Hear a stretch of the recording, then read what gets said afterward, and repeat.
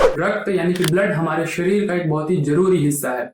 पूरे शरीर के अंदर ऑक्सीजन से लेकर तमाम चीजों की सप्लाई और लेन देन ब्लड के थ्रू ही होता है। जिस प्रकार से पानी की पाइपलाइन के अंदर सफिशिएंट पानी न होने पर सभी घरों में पानी की पूर्ति नहीं हो पाती है, ठीक इसी प्रकार से हमारे शरीर में पर्याप्त खून न होने पर सभी अंगों को न्यूट्रिएंट्स की सप्लाई या कहीं की ऑक्सीजन की भी सप्लाई पूरी नहीं मिल पाती है। और आपके घर में पानी सफिशिएंट मात्रा में नहीं आता है तो बहुत से काम आप नहीं कर पाते हैं, बहुत सी प्रॉब्लम हो जाती है। ठीक इसी प्रकार से हमारे बॉडी के ऑर्गन्स के साथ भी यही होता है। पूरी खून की सप्लाई ना होने पर उसको न्यूट्रिएंट्स या ऑक्सीजन की सप्लाई नहीं मिलती है और उसके बहुत से काम रुक जाते हैं। तो आज हम एक ऐसी बीमारी या प्रॉब्लम के बारे में बात करने वाले हैं जो दिखने या कहने में एकदम कॉमन है, लेकिन अधिकतर लोग इससे परेशान हैं। खास करके ये प्रॉब्लम महिलाओं में, छोटे बच्चों में या गर्भावस्था के अंदर बहुत अधिक पाई जाती है। इसका नाम है एनीमिया या आयरन डेफिशिएंसी। इसके बारे में आज हम डिटेल में जानने वाले हैं और खास करके आयुर्वेद क्या कहता है एनीमिया के बारे में और किस तरीके से हम पता लगा सकते हैं कि हमें किस तरह का एनीमिया है और उसका क्या समाधान होना चाहिए। सादर प्रणाम, मैं विशाल एक बार फिर से स्वागत करता हूं आपका अपने यूट्यूब चैनल सनातन मार्ग पर। सनातन मार्ग चैनल देता है आपको आयुर्वेद और स्वास्थ्य संबंधित तमाम जानकारियां सही स्रोतों से। यदि आप आयुर्वेद की सही जानकारी प्राप्त करना चाहते हैं तो इस चैनल को सब्सक्राइब कर दें। एनीमिया, आयरन डेफिशिएंसी या जिसको आयुर्वेद की भाषा में पांडु रोग कहा जाता है। पांडु का अर्थ होता है वर्ण यानी कि कलर से रिलेटेड होता है। पांडु का अर्थ होता है हल्का पीलापन या हल्का सफेदपन पे होना। अक्सर ये समस्या महिलाओं में पाई जाती है, खास करके जब वो गर्भावस्था में होती हैं, क्योंकि प्रेगनेंसी के समय एक शरीर में दो जान पल रही होती है तो उसको बहुत अधिक न्यूट्रिशन की सप्लाई चाहिए होती है और उस समय अक्सर आयरन की हमारे शरीर में कमी इसलिए हो जाती है कि अच्छी मात्रा में हम आयरन का इंटेक नहीं कर पाते। या ये लड़कियों को युवा अवस्था में भी हो जाता है, जिस समय उनका मेंस्ट्रुएशन शुरू होता है या कहें कि डिस्टर्ब हो जाता है। उस समय ब्लड लॉस बहुत अधिक होने की वजह से, शरीर से खून बहुत अधिक बह जाने की वजह से उससे भी ये एनीमिया की प्रॉब्लम आती है। या मॉडर्न मेडिकल की माने किसी भी तरह की गैस्ट्रोएंटरोलॉजी सर्जरी होती है, आपके आंत में, पेट में किसी प्रकार की कोई सर्जरी हुई जिसके कारण मेटाबॉलिज्म बिगड़ जाता है और आयरन को एब्जॉर्ब करने की जो क्षमता होती है शरीर की, या कहें कि न्यूट्रिशन को एब्जॉर्ब करने की जो क्षमता होती है वो थोड़ी कमजोर पड़ जाती है। इस कारण भी एनीमिया हो जाता है। या किसी और अंग से ब्लड का लॉस होना, यानी नाक वाक से खून गिरता रहना, या कहें कि अंदर कोई आंतों में घाव या बवासीर के अंदर भी ब्लड लॉस होता है जो खूनी बवासीर होता है। तो इस तरह के अलग अलग प्रॉब्लम में एनीमिया हो सकता है। इसके कॉमन लक्षणों की बात करें तो आपके शरीर में बहुत अधिक कमजोरी आ जाएगी, आपका शरीर बहुत कमजोर हो जाएगा, सुस्ती आपके अंदर आ जाएगी, आप बिल्कुल सुस्त से पड़े रहेंगे, बहुत ज्यादा हलचल नहीं रहेगी, आपके शरीर में एक्टिविटी नहीं रहेगी, या कोई काम करने का मन नहीं होगा, उसके अंदर इंटरेस्ट ही नहीं आएगा किसी भी काम करने को।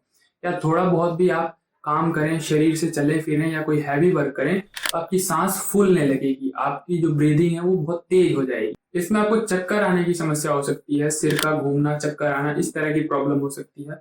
या अक्सर नींद का आना, जब आपका शरीर कमजोर रहेगा, उसके अंदर न्यूट्रिएंट्स की किसी भी प्रकार की डेफिशिएंसी रहेगी तो बराबर उसका सोने का मन करेगा। तो इस तरह की प्रॉब्लम्स हो सकती है। या पेट में कीड़े हो सकते हैं, क्योंकि अक्सर पेट में कीड़े होने की वजह से बच्चों को एनीमिया की प्रॉब्लम हो जाती है, क्योंकि जो वॉर्म्स होते हैं पेट में न्यूट्रिशन को अच्छे से एब्जॉर्ब नहीं होने देते शरीर के अंदर और इस तरीके से उनको एनीमिया हो जाता है। ये इसके सामान्य लक्षण हैं जो और किसी बीमारी में भी हो सकते हैं। ऐसा नहीं है कि इनमें से अगर कोई लक्षण है आपको तो सिर्फ एनीमिया की ही प्रॉब्लम हो सकती है।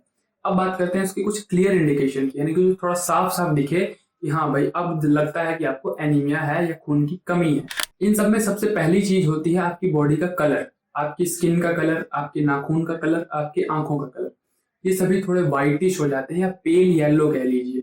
इसमें लालपन कम रहता है, आपकी आंखें जो लाल बनी रहती हैं, आपकी आंखों का जो निचला हिस्सा अंदर की तरफ से लाल बहुत अधिक होता है वो उतना लाल नहीं दिखेगा, व्हाइट दिखेगा या पेल येलो कलर का होगा। नाखून उतनी गुलाबी नहीं दिखेंगे, ये बिल्कुल व्हाइट कलर के दिखेंगे। शरीर के अंदर गोरापन अलग होता है और कहें कि जो पीलापन है वो थोड़ा अलग होता है। गोरेपन में आपको रेडनेस दिखेगी वहां पर, लेकिन पीलेपन में जब सफेद शरीर हो जाएगा पांडु के रोग से या एनीमिया की वजह से तो उसमें सिर्फ पीलापन दिखेगा, वो कुछ अलग ही रंग होगा। इस तरीके से आपको दिखने लगता है कि आपको एनीमिया की प्रॉब्लम है। और ठीक ऐसे ही यूरिन का कलर ये भी डिसाइड करता है कि आपको एनीमिया हो सकता है। ये भी थोड़ा येलोइश टाइप का हो जाएगा और आपके शरीर में दर्द रहेगा, बराबर दर्द बना रहेगा, हड्डियों में दर्द हो सकता है, शरीर में किसी अंग में या कहीं पूरे शरीर में सूजन भी हो सकती है, स्वेलिंग, इस तरह की प्रॉब्लम आपको हो सकती है। इरिटेशन यानी कि चिड़चिड़ापन आपको बहुत अधिक होगा, छोटी छोटी बातों पे आप चिड़चिड़े बन जाएंगे, इस तरह की आपकी मेंटल कंडीशन हो जाएगी। और बात करें इसके टेस्ट की, तो नॉर्मल आयरन डेफिशिएंसी को काउंट करने के लिए नॉर्मल एचबी या हीमोग्लोबिन टेस्ट कराया जाता है, जिससे साफ पता लग जाता है कि आपको आयरन डेफिशिएंसी या एनीमिया की प्रॉब्लम है। हीमोग्लोबिन की मात्रा एक स्वस्थ पुरुष के अंदर 12 से 13 ग्राम से लेकर के 16 से 17 ग्राम पर डेसीलीटर होनी चाहिए, और वहीं एक स्वस्थ महिला के अंदर 12 ग्राम से लेकर के 16 ग्राम पर डेसीलीटर होनी चाहिए। और अगर एक बच्चा है तो स्वस्थ बच्चे के अंदर 11 से लेकर के 16 ग्राम पर डेसीलीटर हो सकती है। अब बात करते हैं हम इसके आयुर्वेद के नजरिए से कारणों की, यानी कि पांडु रोग के मुख्य कारण क्या क्या हैं। यदि हमने इन कारणों को समझ लिया तो बहुत हद तक ये रोग ऐसे ही समाप्त हो जाता है, क्योंकि अक्सर ये कॉमन प्रॉब्लम हो गई है आज के समय में। अधिकतर होता महिलाओं को है, लेकिन अक्सर ये सब में ही पाया जा रहा है बहुत अधिक मात्रा में। पांडु रोग के जो मुख्य कारण है उसके अंदर आयुर्वेद ऐसा कहता है कि अम्ल और लवण, ये जो दो स्वाद होते हैं, बहुत अधिक मात्रा में सेवन करना। अम्ल का मतलब होता है खट्टा, खट्टा बहुत अधिक मात्रा में खाना, जो खट्टी चीजें बहुत खाते हैं। लवण यानी कि नमक या नमकीन चीजें। नमक सबसे उष्ण प्रकृति का माना जाता है, गर्म होता है नेचर में नमक का जो टेस्ट होता है, इसलिए आपके शरीर के अंदर बहुत ज्यादा गर्मी बढ़ाता है और आपके खून को बहुत ज्यादा गर्म कर देता है, जिसे आयुर्वेद की भाषा में पित्त की वृद्धि करना कहते हैं। खून में जब पित्त बहुत ज्यादा बढ़ जाएगा तो खून अपने आप में जलने लगता है, या कहें कि अलग अलग मार्गों से ब्लीड होकर के निकलने लगता है। तो इस तरह से बहुत अधिक मात्रा में खट्टा और नमक का सेवन करना आपको एनीमिया की समस्या देता है। फिर वहीं तीखा तला का सेवन करना, यानी कि तीखा स्वाद भी बहुत अधिक मात्रा में उष्ण होता है और आपके शरीर में जितनी मात्रा में जाएगा उतना ही आपके खून को ये कम करने वाला है। इसलिए तीखा और तला ऐसी चीजें बहुत अधिक सेवन करना भी आपको एनीमिया की समस्या दे सकता है। इसके अंदर एक और चीज है हैवी वर्क, या कहें कि हैवी एक्सरसाइज, या कहें कि बहुत अधिक मात्रा में शारीरिक श्रम करना। शरीर से जब आप बहुत ज्यादा मेहनत करने लगते हैं, लिमिट से ज्यादा मेहनत करने लगते हैं, तो फिर उतनी ही आपके शरीर को न्यूट्रिशन की सप्लाई चाहिए होती है। एक तो वहां पर न्यूट्रिशन डेफिशिएंसी हो जाती है, वहां पर आयरन डेफिशिएंसी भी हो जाती है, ब्लड लॉस बहुत ज्यादा होता है, शरीर की ऊर्जा के रूप में बहुत ज्यादा खपत होता है। फिर उसके बाद क्या होता है कि आपका मेटाबॉलिज्म डिस्टर्ब हो जाता है।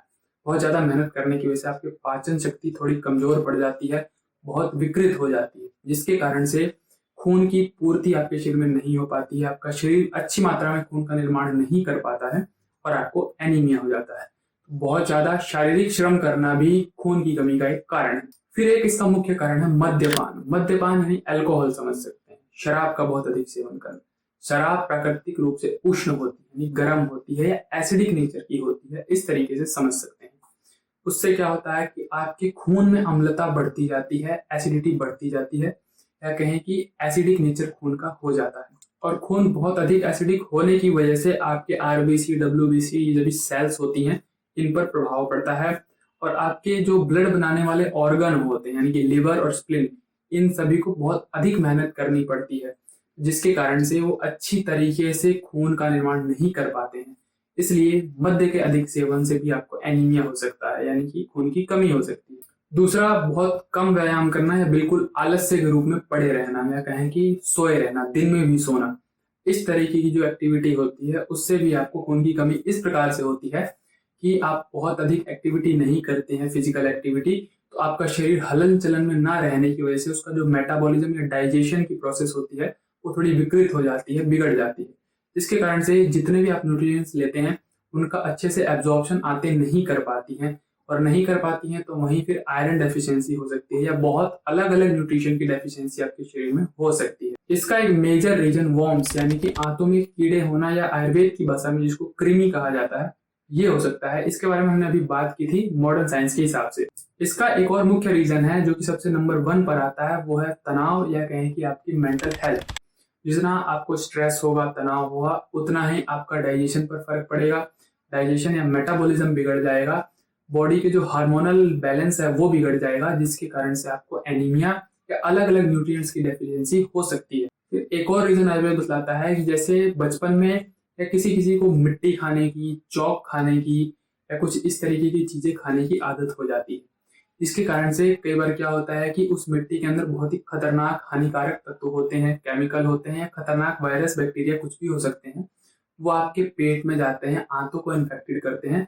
इस तरीके से आंतें अच्छे से चीजों को अब्जॉर्ब करके रस का निर्माण नहीं कर पाती है, रस धातु नहीं बना पाती है, और जब रस धातु अच्छे से नहीं बनेगी तो फिर रस के बाद बनती है रक्त, यानी कि ब्लड, उसका निर्माण अच्छे से नहीं हो पाता है, जिसके कारण से आपको एनीमिया हो सकता है। अब आयुर्वेद के हिसाब से इसके कुछ टाइप्स को जान लेते हैं। टाइप्स यानी कि अलग अलग दोषों के हिसाब से होने वाले पांडु रोग। वायु के कारण होगा तो वातज पांडु कहा जाता है, पित्त के कारण होगा तो पित्तज, और कफ के कारण होगा तो कफज। फिर ऐसे ही त्रिदोष के कारण होने वाला, और एक अलग ही कैटेगरी बनाई गई है जो कि मिट्टी वगैरह खाने वाले लोगों को, चौक वगैरह खाने वाले लोगों को होती है।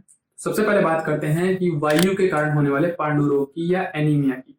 तो वायु के कारण जो एनीमिया होगा तो उसके अंदर आपको ड्राइनेस देखने को मिलेगी, क्योंकि वायु का नेचर होता है ड्राइनेस। तो आपकी स्किन ड्राई हो जाएगी, आंखें ड्राई हो जाएंगी, इस तरह की समस्या दिखेगी। और जल तक तो आपके शरीर से सूखने लगेगा, जिसके कारण आपको यूरिन बहुत कम आएगा, पेशाब बहुत कम आएगा। और उसके बाद आपके शरीर का जो कलर या वर्ण होगा, स्किन का कलर होगा, थोड़ा डार्क हो जाएगा, थोड़ा सांवला या थोड़ा कालेपन पे आ जाएगा। शरीर में कपकपाहट महसूस होगी, शरीर बराबर कांपता सा महसूस होगा, कमजोरी सी महसूस होगी। उसमें चुभन यानी कि अलग अलग अंगों में चुभता सा महसूस होगा, कुछ चुभन टाइप की महसूस होगी, चक्कर आने की समस्या। तो इस तरह की जो समस्याएं होंगी वो पर्टिकुलर वातज पांडु रोगों के अंदर आती हैं, यानी कि वायु के कारण होने वाले एनीमिया से। फिर वहीं नेक्स्ट बात करें कि पित्त के कारण होने वाले एनीमिया या कहें कि पित्तज पांडु रोग की। तो पित्त वाले में आपको थोड़ा हीट या बर्निंग सेंसेशन दिखाई पड़ेगा, या कहें कि वर्ण जो है, शरीर का कलर है, थोड़ा पीलापन पे दिखाई पड़ेगा। ऐसे ही आंखें आपकी थोड़ी पीली हो जाएंगी, यूरिन का कलर थोड़ा पीला हो जाएगा, आपको हल्का बुखार बना रह सकता है। और हीट या बर्निंग सेंसेशन की वजह से आपको प्यास बहुत अधिक लगेगी, यानी कि प्यास बहुत ज्यादा लगेगी। और बुखार के साथ साथ आपको दस्त होने की भी समस्या हो सकती है, जो कि गहरे पीले रंग में हो सकता है, यानी कि आपको जो स्टूल होगा काफी गहरे पीले रंग का हो सकता है। अब वही बात करें कि कफ के कारण होने वाले पांडु रोग, यानी कि जिसके अंदर कफ बहुत ज्यादा इन्वॉल्व या कहीं कि विकृत हो जाता है, तो उसके अंदर आपको बॉडी का कलर व्हाइट दिखाई पड़ेगा, यानी कि थोड़ा सफेद रंग में हो जाएगा, उसमें रेडनेस नहीं होगी। ऐसे ही आंखों का जो कलर होगा वो भी थोड़ा व्हाइट दिखाई होगा, आंखों में लालपन नहीं रह जाएगा। ऐसे ही कुछ यूरिन का कलर भी होगा। उसके साथ साथ आपके शरीर में सूजन होगी, किसी एक पार्ट में या कहीं की फुल बॉडी यानी पूरे शरीर में भी सूजन हो सकती है। जम्भाई आएगी, आलस बहुत ज्यादा आएगा, भारीपन बना रहेगा शरीर के अंदर, और कुछ काम करने का मन नहीं करेगा। इसमें नौशिया और चक्कर आने जैसी समस्या हो सकती है, यानी कि उल्टी उल्टी जैसा मन होगा और चक्कर आने की भी प्रॉब्लम हो सकती है। फिर वही बात कर लें त्रिदोष के कारण, यानी कि तीनों दोषों के कारण जब आपको पांडु या कहें कि एनीमिया की प्रॉब्लम होगी, तो उसमें जो ऊपर तीनों ही दोषों में बताए गए सिम्टम हैं ये मिले जुले से दिखाई पड़ेंगे। यानी कि आपको प्यास भी बहुत अधिक लग सकती है, या कहें कि आपको सूजन भी हो सकती है, आपको चक्कर भी आ सकता है, और वायु के कारण होने वाली ड्राइनेस भी आपको रह सकती है। तो ऐसे जो मिले जुले लक्षण होंगे, ऐसा समझ लीजिए कि फिर वो त्रिदोष के कारण होने वाला पांडु रोग है। अब बात करते हैं आखिरी प्रकार की, यानी कि जो लोग मिट्टी वगैरह जो खाते हैं, चौक वगैरह, उनको किस प्रकार के लक्षण दिखाई पड़ते हैं यदि उनको उस कारण एनीमिया हो जाए। तो सबसे पहले उनके शरीर में तो ड्राइनेस बनी रहती है, यानी कि रूखापन बना रहता है, आंख, बॉडी ये सब ड्राई हो जाती हैं, और उनको अपच हो जाती है। अपच यानी कि इंडाइजेशन की प्रॉब्लम हो जाती है, चीजें सही से पचती नहीं है और भूख नहीं लगती है खुल करके। और कहें कि इंद्रियों की दुर्बलता आ जाती है, यानी कि सेंस ऑर्गन जो होते हैं हमारे, जैसे आंख वगैरह कमजोर हो जाना, कान मान से कम सुनाई देना, इस तरीके की प्रॉब्लम उनको आ जाती है। उसके बाद और लक्षण बताते हुए ऐसा कहते हैं कि काम शक्ति का कम हो जाना, यानी कि सेक्सुअल डिजायर्स होती हैं, सेक्स के प्रति रुचि जो होती है वो कम हो जाती है, और शरीर का तेज यानी कि जो बॉडी का ग्लो होता है वो कम हो जाता है। और या तो उनके आंखों के नीचे यानी कि आंखों के निचले इलाके में सूजन हो सकती है, नाभि के आसपास हो सकती है, या तो या गुप्तांगों के आसपास हो सकती है, जेनिटल पार्ट्स के आसपास सूजन हो सकती है, इस तरीके की प्रॉब्लम होगी। या दस्त आने की समस्या होगी, और दस्त में उनको खून भी आ सकता है। इस तरीके की जो समस्या दिखेगी वो मिट्टी या चौक इत्यादि खाने के कारण जो होने वाला जो पांडु रोग है या कहीं की एनीमिया है उसके कारण होता है। तो ये तो सभी थे कारण आयुर्वेद के जरिए से, यानी कि किस तरीके से हमारे लाइफस्टाइल में क्या क्या खान पान करने की वजह से, किस तरीके से रहने की वजह से हमें प्रॉब्लम हो सकती है एनीमिया की। और इतना ही हमने सिर्फ बैलेंस कर लिया तो बहुत अधिक मेडिसिन की इसमें आवश्यकता नहीं पड़ती है। लेकिन फिर भी यदि क्रिटिकल कंडीशन हो जाए या बहुत दिनों तक आपको एनीमिया परेशान करे, तब जाके मेडिसिन की सहायता लेनी पड़ती है। तो उसके लिए हम बात करेंगे अगली वीडियो में इसके ट्रीटमेंट के ऊपर पूरी डिटेल में, यानी किस प्रकार से आप रहन सहन के हिसाब से और प्लस में कौन कौन सी मेडिसिन के हिसाब से आप इसमें ट्रीटमेंट कर सकते हैं, जिससे जल्द से जल्द पांडु रोग या एनीमिया से आपको छुटकारा मिलेगा। तो इसी प्रकार की ज्ञानवर्धक स्वास्थ्यवर्धक जानकारियों के लिए हमारे साथ जुड़े रहें। चैनल को सब्सक्राइब कर दें, बेल आइकन का बटन दबा दें ताकि आने वाले नोटिफिकेशन आपके पास समय पर पहुंचे। आज के लिए विदा लेते हैं, सादर प्रणाम।